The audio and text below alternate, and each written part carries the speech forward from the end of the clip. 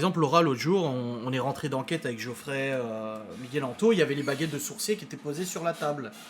Et, euh, Laura, elle prend les baguettes, tu vois, de sourcier, et Geoffrey lui dit non, c'est pas comme ça, machin. Et il commence à lui expliquer comment fonctionnent les baguettes de sourcier.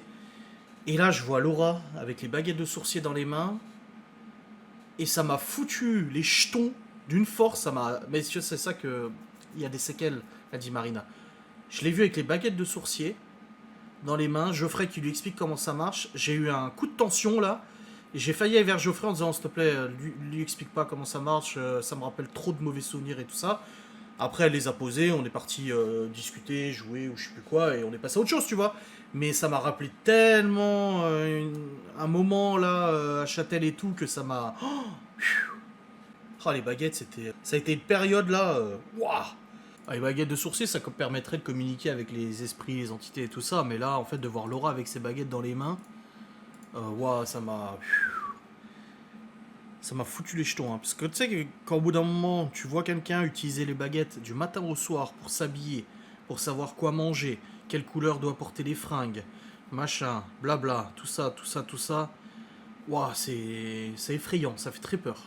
Imagine, non mais imagine ça, tu rentres dans le salon, dans la chambre, peu importe, tu vois quelqu'un avec les baguettes, qui te regarde comme ça, avec les baguettes qui bougent, tu n'es plus le bienvenu ici.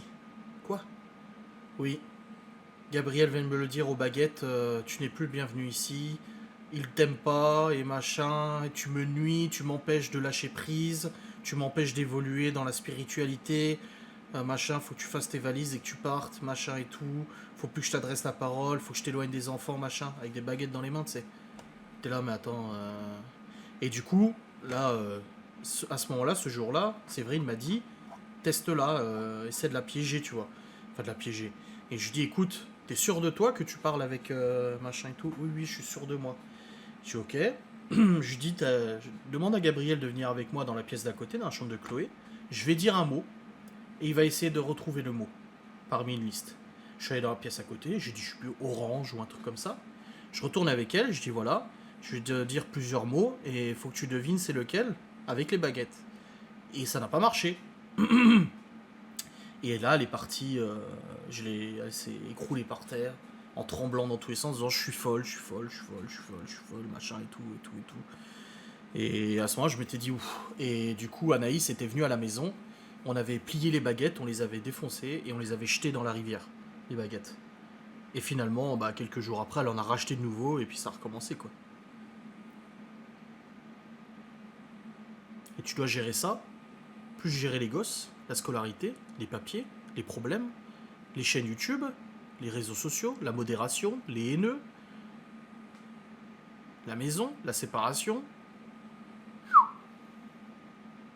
Je sais pas si elle fréquentait déjà Missy, je crois pas, non. Mais de toute façon, des fois, elle parlait avec des médiums, des trucs, et si le médium n'allait pas dans son sens, c'est juste que bah, c'était une menteuse.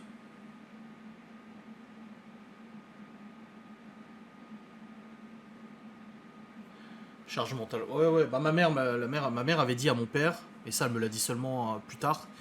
Et la dernière fois où ils étaient venus, du coup, à Châtel, qu'on avait fait des travaux et tout ça, elle avait dit à mon père en repartant, ton fils va pas tenir le coup. Il a trop de trucs à gérer, il va pas tenir le coup. Bon bah j'ai tenu le coup.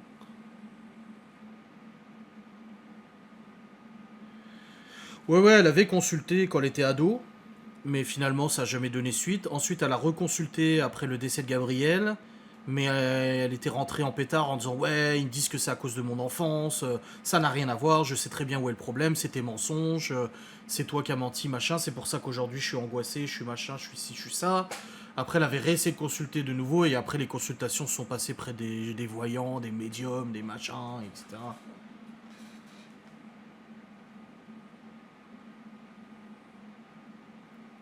Ouais, revenir de loin, oui, oui, oui, bah oui. Après, ça, je vous parle de mon ressenti à moi. Je suis pas là pour jeter la pierre ou quoi que ça, comme je l'ai dit, et on l'a déjà dit, même avec les billets et tout. Elle aurait dû être aidée, hein, de toute façon.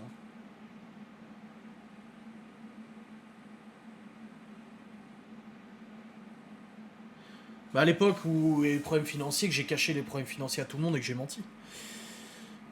C'est pour ça qu'hier on parlait de la moto avec Laura et j'ai dit putain, elle dit j'ai l'impression d'être un monstre dans cette histoire avant de cette putain de moto alors que tu t'en sers pas. Et elle me dit mais non, elle me dit c'est pas ça, elle dit c'est juste que je comprends que ça me fasse chier. Je dis oui je comprends.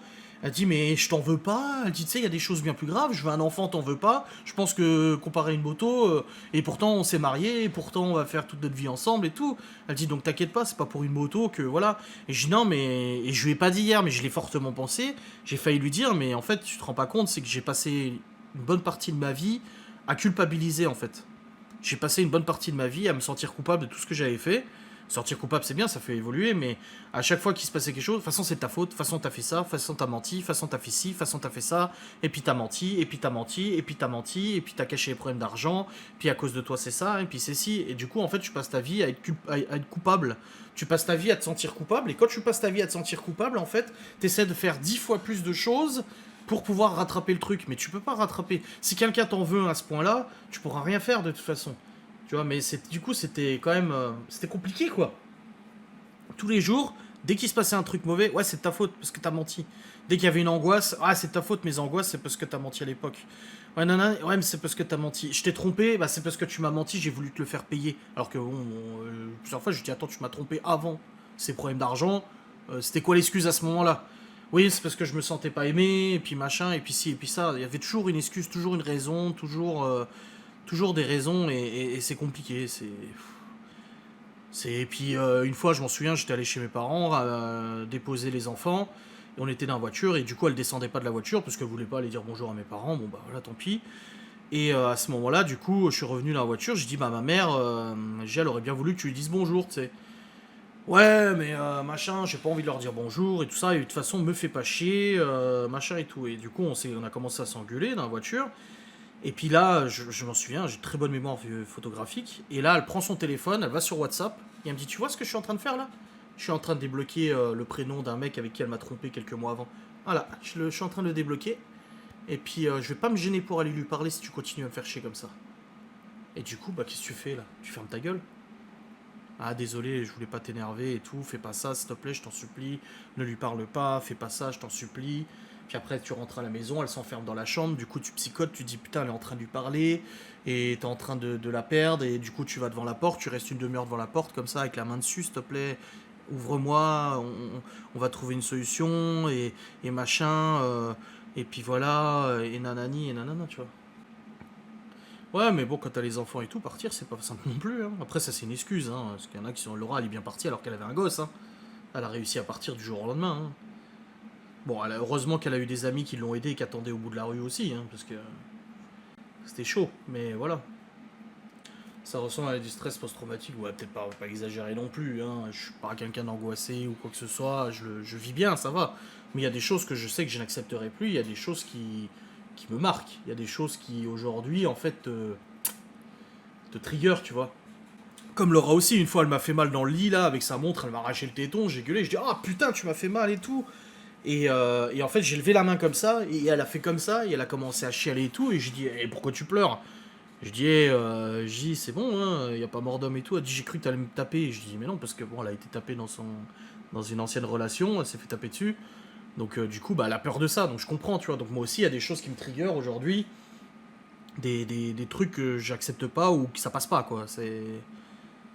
Et elle les connaît, elle sait lesquels, comme moi je sais lesquels vis-à-vis d'elle aussi, quand elle a été licenciée là il y a quelques temps, là, il y a 1 an ou 2 ans, je sais plus là, et qu'elle m'a appelé, j'étais à Épinal, elle me dit ouais bah je me suis fait virer et tout ça, et je dis bah oui, je dis c'était sûr, hein, je te l'avais dit de toute façon. Elle me dit tu vas me crier dessus et tout, je dis bah pourquoi je te crierai dessus, je dis ça servira à quoi, de toute façon ça va pas te faire retrouver un job. Hein. Et voilà, il y a des choses comme ça que tous les deux on a vécu, et aujourd'hui à 35 ans on sait ce qu'on veut, on sait ce qu'on veut pas. Il y a des choses qu'on n'accepterait pas, et elle sait que moi des choses que non. Quand j'ai envie d'aller faire un tour en moto, moi si elle commence à me dire ah ouais mais tu vas faire un tour en moto, et nanani, tu me laisses toute seule à la maison, et nanana, non non, ah non, bah non, non ça je veux pas entendre ça. Ça me rend triste. Non mais faut pas, non ça rend pas triste, mais en fait avec le recul tu te dis mais comment, mais même Laura des fois me dit mais comment t'as fait pour accepter ça? Et comment Maïva aussi a fait pour accepter certaines choses, attention encore une fois. Je suis pas parfait, mais c'est vrai que des fois putain tu te dis mais oh, c'était ouf quoi. C'est ouf. Comme Laura a accepté aussi beaucoup de choses dans le passé et tout, tu vois. Faut relativiser hein, maintenant. Hein. Mais c'est sûr que tu sors pas indemne de ce genre de relation, de toute façon, c'est évident. Bah, c'est comme le fait de réveiller les gens. Laura, quand elle me dit, ah, tu peux me réveiller à telle heure demain, elle le sait que j'aime pas. J'aime pas réveiller Laura ou peu importe qui, j'aime pas réveiller les gens. De devoir avoir la tâche d'ouvrir la porte, allez, il faut se lever, machin et tout. Et je sais pourquoi j'aime pas. Je le sais très bien pourquoi. Maintenant que je le sais, tant mieux, ça me permet de comprendre. Mais pour les gens qui ne le savent pas, oh, l'autre, il aime pas réveiller les gens, mort de rire.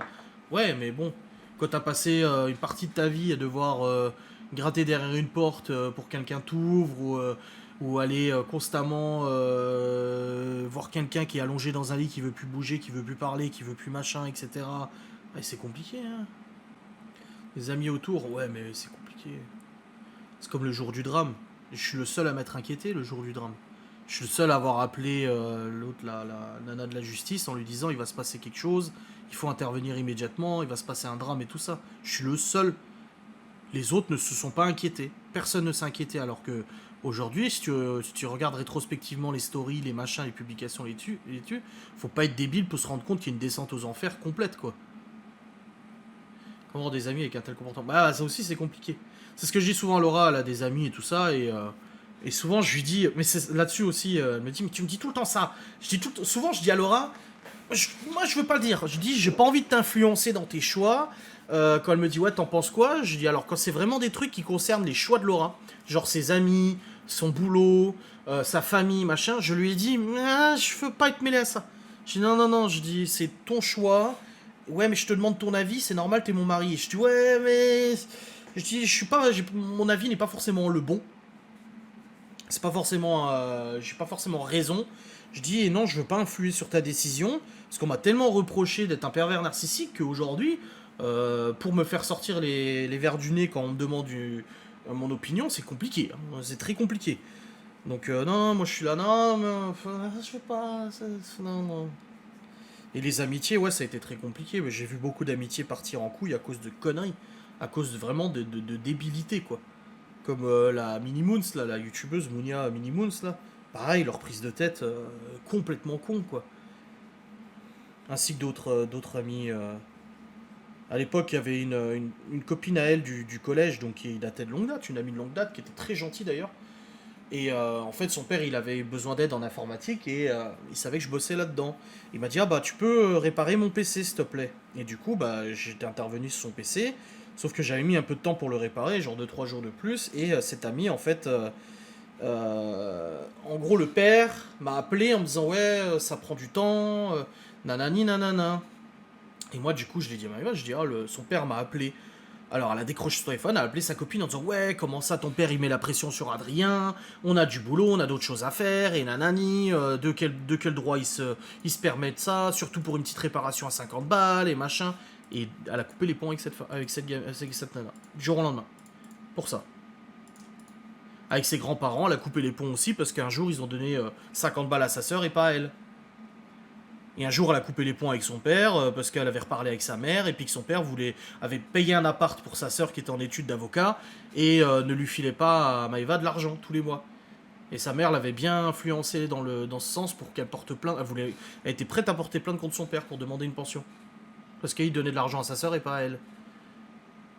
Puis un jour, elle a décidé de plus parler à sa sœur parce que sa sœur avait dit un truc. Puis un jour, elle a décidé de plus parler à sa mère de nouveau parce que sa mère était venue au. Bon, sa mère, elle est space, hein. Elle était venue au McDo pour lui prendre la tête et tout. Puis Minnie Moons a décidé de plus lui parler parce qu'elle avait félicité Ellie Rose pour avoir dépassé les 100 000 abonnés. Bon, elle était gentille, Minnie Moons, ouais. Son mari aussi, il est très gentil.